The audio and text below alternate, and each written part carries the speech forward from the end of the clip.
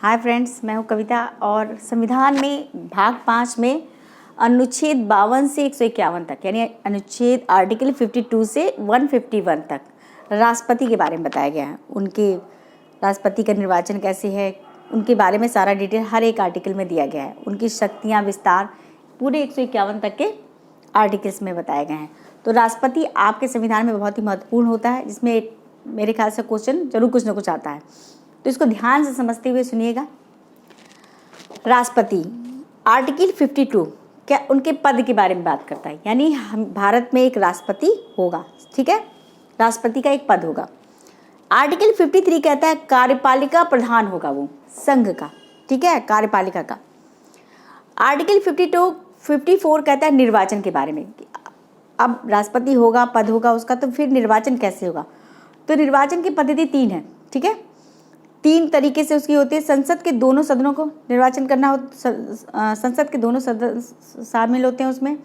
विधान सभाओं के सदस्य, राज्यों की विधानसभाओं के सदस्य शामिल होते हैं, और दिल्ली और पांडिचेरी की जो विधानसभा है उसके भी सदस्य शामिल होते हैं। केवल केंद्र संघ में केवल 2 ही जगह विधानसभा है, कहाँ? दिल्ली और पांडिचेरी में।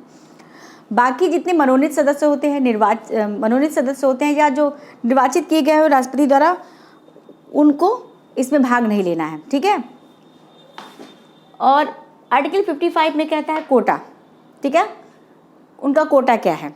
आर्टिकल 56 कार्यपालिका, अरे कार्यकाल, उसका कार्यकाल कितना होगा राष्ट्रपति का? तो कितना होता है?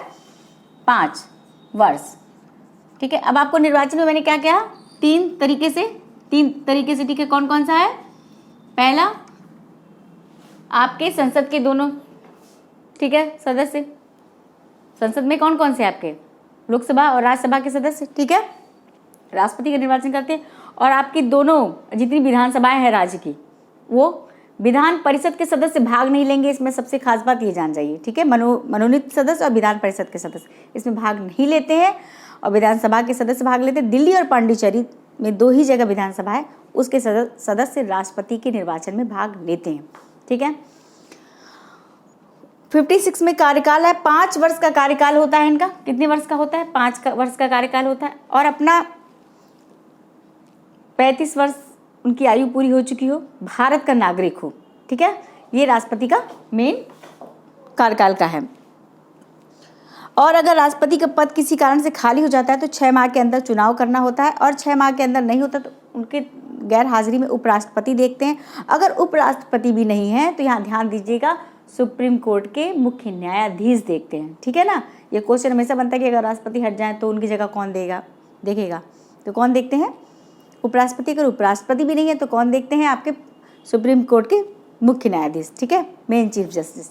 और अपना त्याग पत्र भी देना होगा तो ये मुख्य न्यायाधीश उपराष्ट्रपति को देंगे। अगर उपराष्ट्रपति नहीं है तो मुख्य न्यायाधीश को देंगे। किसके? तो सुप्रीम कोर्ट के, याद रखिएगा। सेम यही चीज़ राज्य में हो जाती है, राज्यपाल के ऊपर। तो वो हाई कोर्ट में रहते हैं और ये सुप्रीम कोर्ट वाले, राष्ट्रपति सुप्रीम कोर्ट के न्यायाधीश को देंगे, ठीक है।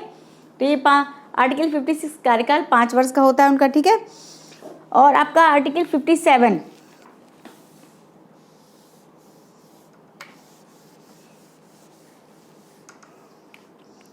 आर्टिकल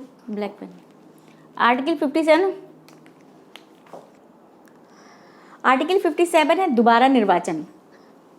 राष्ट्रपति को दोबारा निर्वाचित किया जा सकता है, लेकिन कितनी बार किया जा सकता है इसके बारे में संविधान मौन है, ठीक है।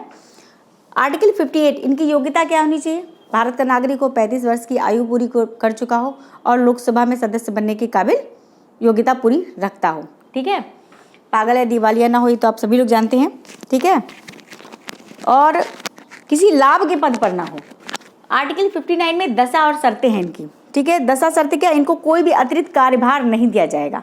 दशा और शर्तों में क्या है? इनको कोई भी अतिरिक्त कार्यभार नहीं दिया जाएगा। आर्टिकल 60 शपथ के बारे में। शपथ इनको कौन दिलाएगा? सुप्रीम कोर्ट का मुख्य न्यायाधीश। अगर वो नहीं है तो कोई भी वरिष्ठ न्यायाधीश जो होगा वो राष्ट्रपति को शपथ दिलाता है। अब आर्टिकल 61 में महाभियोग के बारे में बताया गया है। महाभियोग में क्या है? ये महाभियोग का प्रस्ताव कहाँ से लाया है, इसको आप हमें जरूर कमेंट में बताइएगा, ठीक है। महाभियोग में क्या है आपके कि आपको संसद के किसी भी सदन में इस प्रस्ताव को आप ला के रख सकते हैं, राष्ट्रपति के उस पर, लेकिन इसकी सूचना 14 दिन पूर्व देनी होगी और 1/4 एक सदस्यों की सहमति जरूरी है, तभी ये महाभियोग लगाया जा सकता है। ठीक है, और महाभियोग का प्रस्ताव पास करने के लिए दोनों सदनों में 2/3 विशेष बहुमत की जरूरत है। ठीक है, चलिए तो राष्ट्रपति के बारे में इतना ही, अब बाकी इसकी शक्तियों के बारे में हम फिर बताएंगे। चलिए, थैंक यू।